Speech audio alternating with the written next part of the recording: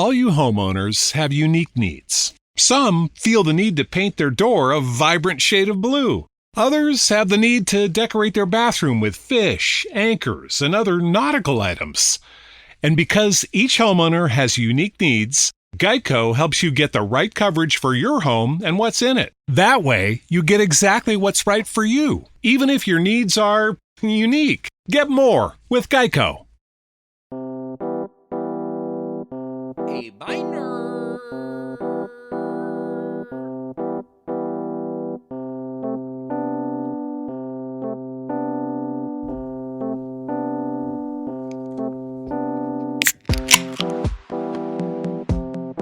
Welcome back. It's a brand new episode. This is Laugh With Me, the Friday happy hour edition of Podcast with Jeremy Odem. I'm your host,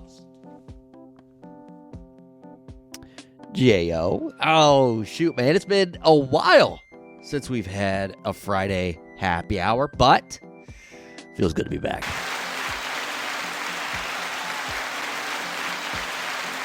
Of course, I'm your host, Jeremy Odem. We've got producer Johnny Palermo in the house as well. Thank you for the applause, sir. Thank you very, very much. You know, happy hour, sometimes it's great to just sit back. It's the end of the week, have a beer, and just kind of unload, the things from the week. This week, we had the Super Bowl. The freaking Super Bowl is how we started this week, and everybody wants to talk about one thing coming out of it. Everybody has one thing that they've been waiting for me to talk about. And you know what that is, Johnny. Johnny, I know you know what that is.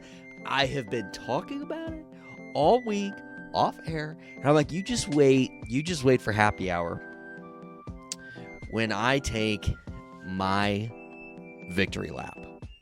If you listened last week to WTL Podcast, I was their guest on Where's the Line, sports betting podcast, the one and only sports betting podcast in the state of Nebraska.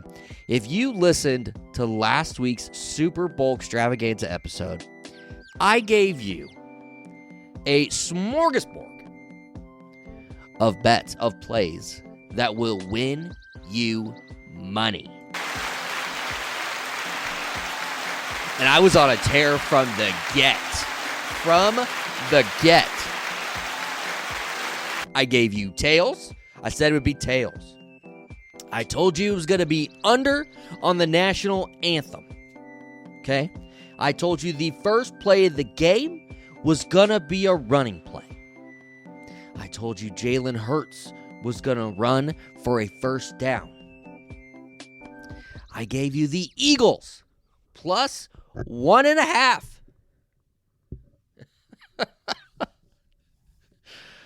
I even gave you your Gatorade color. There was so many bets that went J.O.'s way. When do you start following the lines I'm giving? When do you start following? If you have not subscribed, if you have not been a follower of WTL, because when I pop on, yeah, I'm giving you winner. But these guys, every single week, are giving you the goods. I'm telling you, you've got to check it out. If you're in a sports game. Here's the thing. If you're not a gambler, you're just a sports fan, you're going to freaking love the show too. Very upbeat, very fast-paced, gets to the point, and entertaining. It's not just about the plays. But holy cow, did I deliver for the Super Bowl. There's part of me that's like, just move on. You put the winners out there, move on.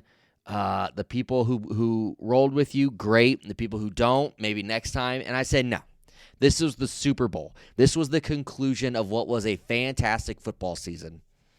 I'm going out a champion. I don't know that I've ever been this close to a Super Bowl win. Like, I 100% believe I deserve my own Lombardi or something. I need a ring. I certainly deserve something. Right, Johnny? He's shaking his head no.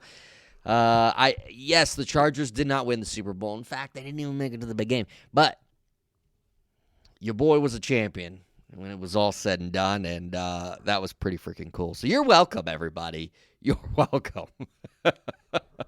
So that was the big thing coming out of the Super Bowl. It was also a halftime show that some people are still talking about. Man, Kendrick Lamar put on a hell of a show. Here's the thing. It is different. And not because of the style of music, okay? I throw that out the window. Throw out that it was rap, hip-hop, however you classify it. Throw that out. Ever since Apple has started producing the halftime show, it is now produced to be a television product. I mean, they make this for us at home, watching, for the 126 million or whatever that watch the game. I believe it was a record, too. That's what the halftime show is now for. It used to be a big, extravagant halftime show being performed at the halftime of the Super Bowl in a large stadium, a stadium show that was also being presented to 120 million people. This is now a product for TV that just happens to be in the middle of the field at halftime of a stadium. I mean, that's just how you kind of look at it. It's going to be different. It's going to look different. It's going to feel different. That's okay. Because, someday there'll probably be a different producer. It won't be Apple. And then who knows what it'll look like. But right now, we know what we're getting with Apple. They are producing it as a television product and not necessarily a stadium show that they're also showing on TV. That's how I look at it. I go into it, and then I know I'm not going to be disappointed because that's exactly what it is. But Kendrick Lamar, I'm not... It's not that I don't like his music. I enjoyed the show. I enjoyed his music. I didn't know any of the songs other than, the main diss track on Drake, just because that's everywhere. A minor! That shit's everywhere. So I knew about that, and I knew about the battle. Like, that was, how did you not know about that going into the Super Bowl? But, to focus the entire show on that was quite the freaking statement. That was quite the statement. And I was saying after the game, I'm like, man, back when I hate to be the old guy, but this was the first halftime that I felt like the old guy in the room watching the game because my kids knew more about Kendrick and his music than I did. Normally, we get to halftime, and I'm like, oh, yeah, Katy Perry's blah, blah, blah, blah, blah, blah. And I could tell you, everything about the people. I knew Kendrick, but I didn't know his music, and the kids are singing along. I had no idea. I was the old guy in the room this time. That's okay. We're all getting older. It was bound to happen someday. But I would say it after the game. I'm like, man, back in the day, when there was a hip-hop feud, somebody died. And nowadays, it's just diss tracks and a halftime show. And then my wife says, no, this time we just didn't see the body. And that's true.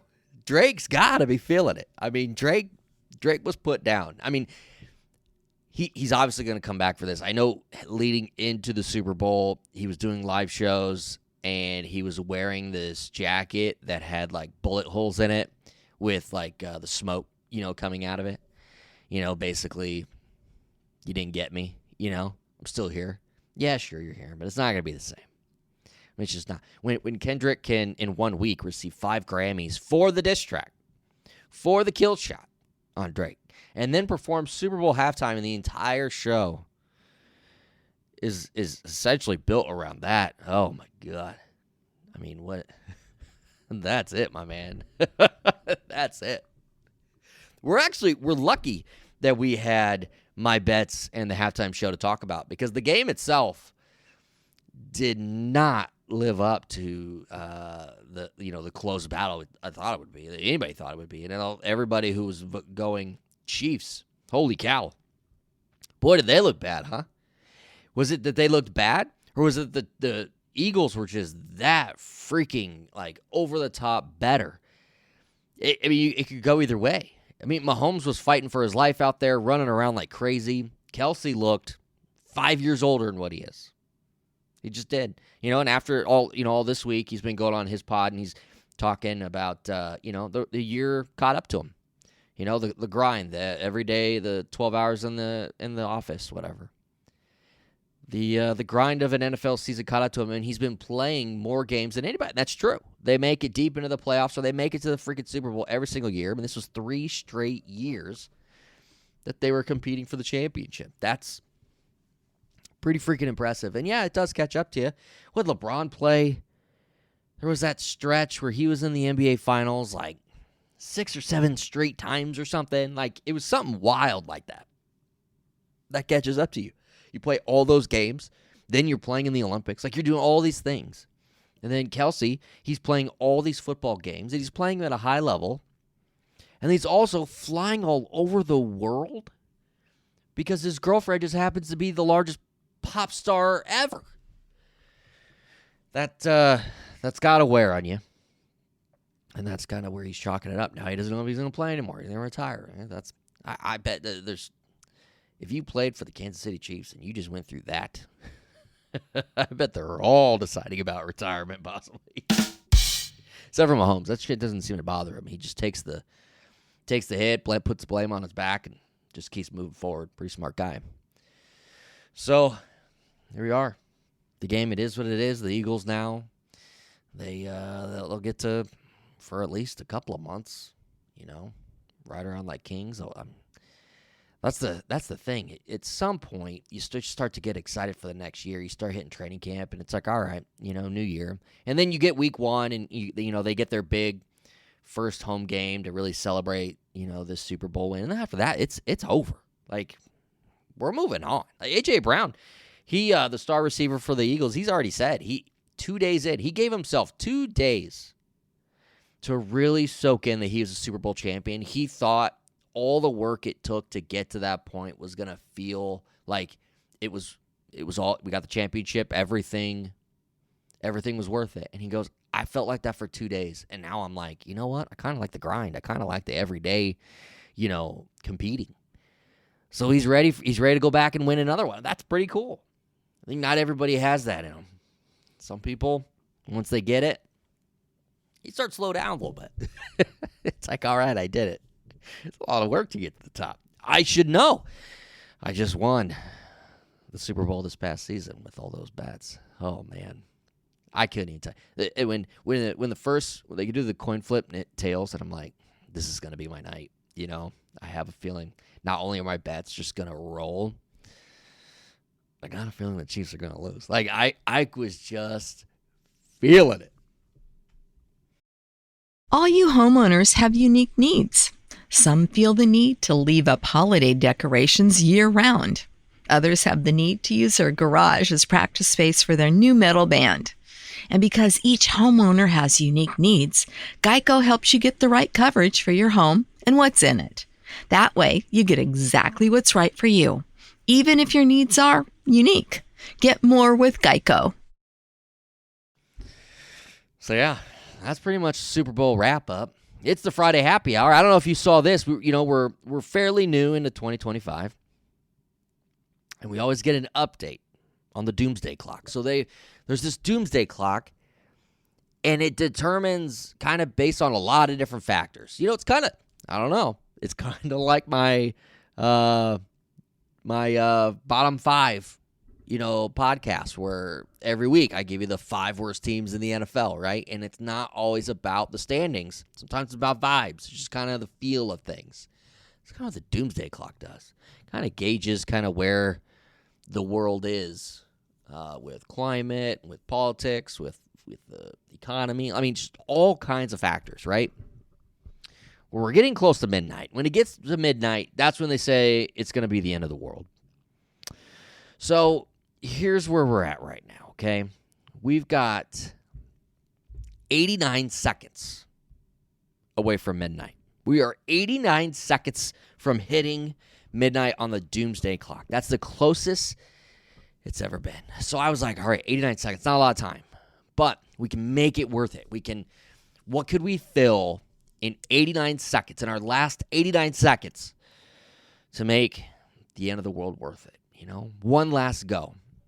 And I got to thinking, I'm like, there's all kinds of stupid shit around the house I could do. 89 seconds, I don't have a lot of time. It's not like I can go anywhere. So I Googled. I did what anybody would do. I Googled things to do in 89 seconds. So here's what they gave me. Here are things we could do in the final 89 seconds of the Doomsday Clock. This is when it hits midnight, and then it's the end of the world. So here's some things we could do. And we could do a quick set of jumping jacks. So it's suggesting we can maybe get 20 to 30 reps in of jumping jacks. I guess it just depends on how efficient you are with the jack itself, but 20 to 30 reps of jumping jacks. I guess if you want to get the heart rate up, you could run in place at a fast pace. Yeah, we could do that. If you have a treadmill, might be good. You just run around outside. I mean, what's it matter, right? It's the end of the world. You could do a short burst of push-ups, and they're estimating around 10 to 15 reps in that 89 seconds. I wouldn't do that. My son might. He has been known to just start busting out push-ups from time to time. Quickly clean up a small mess in your kitchen. I'll tell you right now, if we are 89 seconds away from the end of the world, that kitchen's going to be dirty. That's matter of fact. We will absolutely not be cleaning up the mess in the kitchen.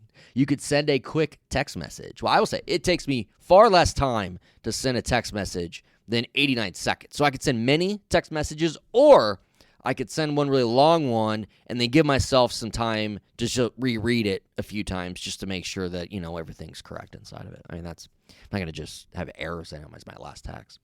Answer a short, simple question. Yeah, sure. I guess some idiots just run around asking questions in your final 89. I don't know why that would be in there. Take a quick photo. Yeah. That's probably, a lot of people probably doing that, right? Taking like that one last selfie, or just kind of, I don't know what the end of the world would look like. Would the sky still be the same? I don't know. Probably take some pics though. Start a small, simple task like putting away laundry. Much like the kitchen, that laundry is going to be laying wherever it is. It is not being put away. Here's some creative activities you can complete in 8 seconds. Sketch a simple doodle. That would be fun. It would be my best art I've ever completed because it's my last. Write a short haiku or a quick poem. Speaking of poems, I don't know if you listened to this week's Laugh With Me, but it was the Valentine's episode. Happy Valentine's Day, everybody. It was the Valentine's episode. I had Eric Larson on, special guest, and we read 4 original poems. I don't want to I don't want to spoil what they're about, but they're pretty damn good. Start brainstorming ideas for a project. Well, a little late for that. We got 8 seconds to live. Hum a short tune. Yeah.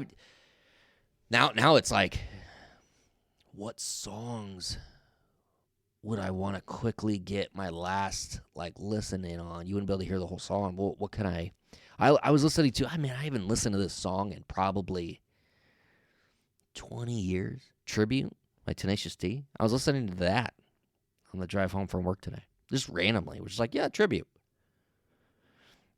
It was funny. I mean, it's really good. It holds up. I will have to put that in my spring playlist. You could take a few deep breaths and focus on your breathing. Yeah, I'll probably be breathing pretty heavily knowing that the end of the world's coming. Do a quick meditation session. That's something that I think probably a lot of people will do. Just try to get their mind right and hope that they go peacefully into the end of the world. Practice a short mindfulness exercise. That's not going to happen. You could quickly check the weather forecast. Browse a few headlines on a news app. Well, there'll be plenty of that. There's going to be journalists just dedicated to the grind up to the last second putting out info as it's all going down. You could start a short video on a topic of interest. I don't know about that. I think I take pictures, absolutely. But to capture a video of the final 89, here's what I'm worried about. We get to the end of the world, right? But then eventually this footage is going to be found somewhere by somebody someday at some point. And they're going to look back and be like, this is what the end of the world looked like at this, time period. And they're going to have a time capsule of it, right? They're going to have this video found in the clouds somewhere, right? And then they're like, this is it. This is what this person did. It's going to be something lame, like jumping jacks. I mean, this person did 20 to 30 jumping jacks in his final 89 seconds. And they're going to go, that's how lame life was. Oh, Yeah, I don't know. Well, hopefully we can do some things to kind of work that clock back and gain some time back on the Doomsday clock. Well, happy Friday, everybody. Enjoy your weekend. We'll be back next week. Brand new episodes from last week.